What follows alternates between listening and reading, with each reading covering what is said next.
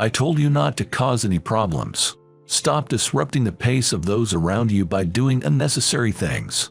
Before you go lecturing folks from other departments, why don't you start doing your job properly in the sales department?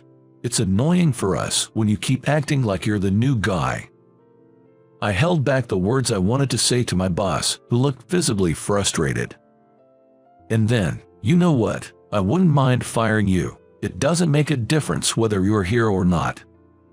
She said this as if it was a good idea, and I felt I had reached my limit. My name is Andrew. After graduating college, I worked at a food processing company. I returned to my hometown when my dad got sick. Thankfully, he's now out of the hospital. However, my dad felt uneasy about leaving my mom alone at home after his health issue. While he was in the hospital, he asked me during a visit, "Andrew, would you consider coming back here?" So, I resigned from my company and got a job at a local baby product store. Ideally, I would have preferred a job that made use of my previous work experience, but finding a good position for a mid-career hire was tough, so I took a job with this company that was expanding. But moving into a different industry certainly came with its challenges. Andrew, how many times is this? The third time, I guess. It's the fifth. When are you going to remember? This woman who is teaching me the paperwork with a look of utter dismay on her face is the section manager. You did use computers in your previous job, didn't you? Why can't you remember? It's just different formats. No excuses. Just get on with it. Here, this file, right here. Yes, I have other things to do than just babysit you. She snapped, although she continued to help. I felt sorry for her as I struggled with paperwork I wasn't used to. In my previous job, I worked on site in the quality control department, which meant I didn't handle many documents and rarely had to create them. Although I managed to land a job in sales administration at my current company thanks to a certification I got in college, to be honest, I'm lost when they suddenly asked me to draft a document. I had been coasting by on templates alone, and now it was catching up with me. Man, maybe sales just isn't for me. It made me realize just how perfect my former job was for me. Plus, I had a girlfriend back then. She was a diligent office worker at the same company and often picked up the slack for me. But I couldn't muster the courage to ask her, a city girl, to move with me to the countryside, so I ended up breaking things off with her. I miss the lunches she used to pack for me, especially since I'm a bit picky with food. All the women I've dated before didn't like cooking for me, but she always struggled and made meals for me. I didn't want to inconvenience her, a woman who wholeheartedly devoted herself to me. Despite being the one to end things, I still have feelings for her. I returned to my hometown after we split up, but things haven't been great. I contemplate quitting my job almost daily, but since I haven't been at this company for long, it might impact my job hunting prospects. So, for now, I'm just observing how things go. It's pretty much an escape from reality. While I'm discontented with my current situation and anxious about the future, I can't take the next step forward. One day, someone from the planning department brought up a collaboration project with a major food company. Our company is fairly large in the baby product business, and our mascot character is quite popular among customers. While we do well with apparel and toys, our own food brand wasn't selling too well. They wanted to put more focus on the food division, and this idea came up to stimulate interest and generate buzz. From the looks of my colleagues, it seems the other company wasn't too enthusiastic about the collaboration. After many meetings, we finally found a company willing to partner with us, and a meeting was scheduled at our office with their sales representative and our manager. This is a busy day, so don't cause any problems. No unnecessary questions either, my manager warned me in the morning. After finishing some tasks, I headed to the vending machines. On my way, I bumped into a representative from the other company coming out of the conference room. "You're Andrew, right? Don't you remember? We worked together before." Oh, Tony. Yes, I didn't expect to see you here. Did you leave your previous job? Are you now with the food division here? He bombarded me with questions. No, I'm currently in sales, I replied. Oh, Tony mumbled, almost to himself. That explains it. That explains it. What's that supposed to mean? I was about to ask him when my cell phone rang. It was a call from my manager. Sorry, please go on without minding me. I'll visit again, said Tony, and he left. While my phone continued to ring, I answered it. The first thing I heard was, "You're late. Where are you?" "At the vending. Come back right now." Confused by the abruptly ended call, I returned to my department to see a flurry of activity. One of my colleagues, who had been in a meeting, told me the sample we presented as a product image wasn't well received by the client. We need a new one by the week after next. Our department and planning are all hands on deck for overtime. You're free, right? The manager said, "Let Andrew handle the menial tasks." She handed me some documents to copy and went back to her tasks. Menial tasks, huh?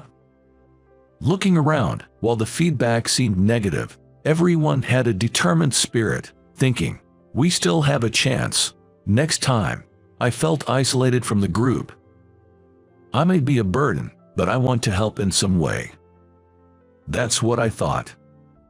So, I pulled out a notebook where I'd written some half-finished notes and decided to continue writing in it. It was a small thing, but consistency appeared to be key.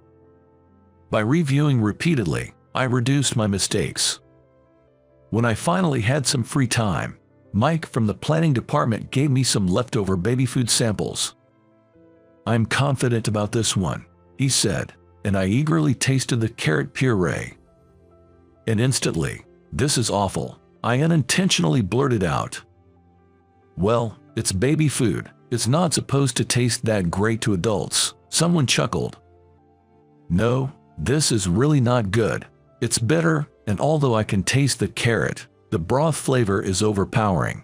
It's not that different from homemade, so why would parents buy this to feed their kids?" I pointed out.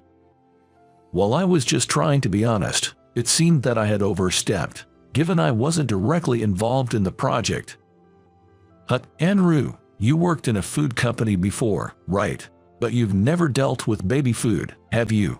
"Not sure your input is really needed here," they retorted. I was about to respond when my manager, who seemed to have overheard the conversation, stopped me. She later told me, "I thought I asked you not to cause any trouble. Maybe you don't get it since you joined mid-career, but this is a crucial time for the company. Stop meddling and disrupting everyone's flow. Before you go lecturing people from other departments, do your job in sales properly. It's problematic if you keep acting like a newbie. Honestly, I wouldn't mind if you were let go. It wouldn't make a difference with or without you." Frustrated by her blatant statement, I felt I had reached my limit. "Understood. It was a short time, but thank you." I bowed to my manager and went back to my desk to finish up. Even though my contribution might not have seemed significant, the notebook I had been diligently jotting work procedures into seemed pointless now. I ripped it up and left the company. On my way home, I called someone. "Hey, it's me." A few days after being fired, I received a call from my manager on my cell phone. What does she want now? So annoying. I considered ignoring it, but the person I was with encouraged me to answer. Hello, Andrew. Can you talk right now?" My manager's voice lacked its usual energy. Assuming we wouldn't have much to chat about, I replied, "Sure, go ahead." "Thanks. I'm sorry for what I said the other day. We didn't know you well enough, and both Mike and I shouldn't have said those things. We were just in a meeting with a client and the planning team. They had apparently presented the carrot paste I had severely criticized as a sample in the meeting." Then, Tony said something very similar to what I had mentioned. "Do you genuinely think this tastes good? It has a strong bitter taste, and the broth flavor overpowers the carrot. No matter how good the ingredients are, this won't do. You can't expect repeat customers. This is a joint business after all." We need you to think of a product that will sell more. And then, there's a guy named Andrew in sales. You should consider involving him. He used to work for our rival company and was in their quality control department. He's what's called a super taster, someone with more taste buds than average. He's not only gifted in taste but can also accurately recall and compare flavors. I strongly suggest involving him in this project. They decided to continue the meeting next time, with me in attendance.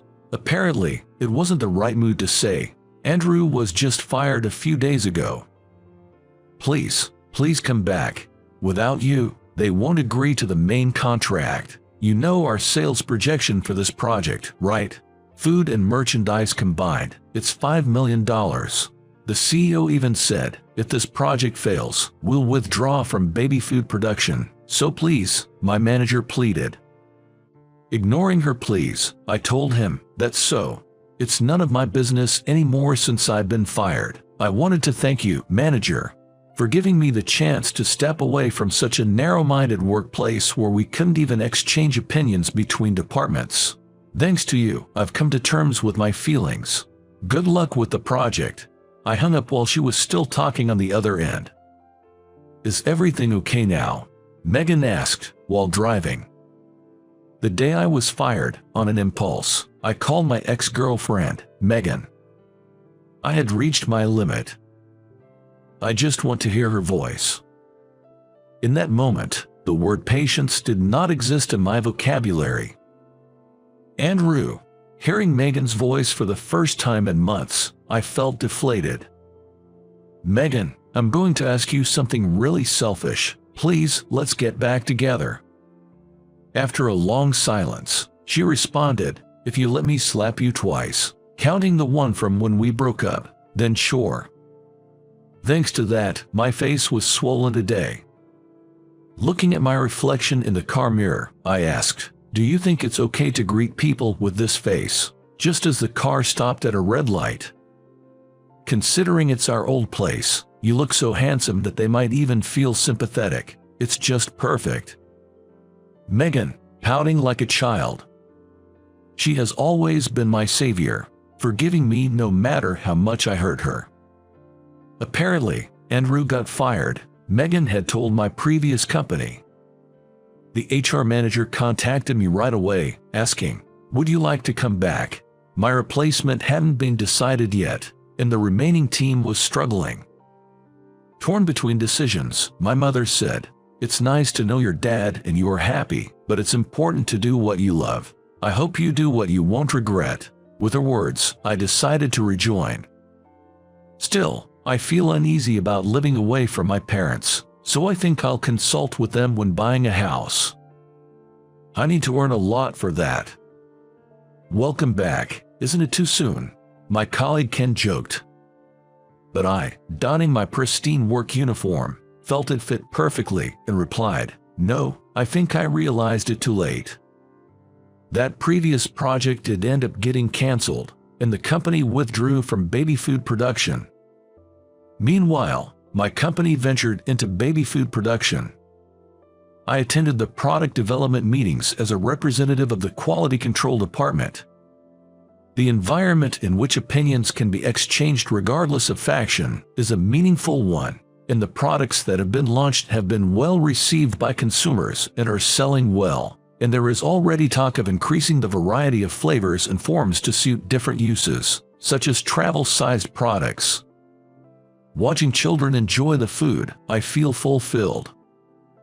There are many foods I don't like, but I want everyone to taste something even I find delicious. Just realizing this made those few months' experiences invaluable to me.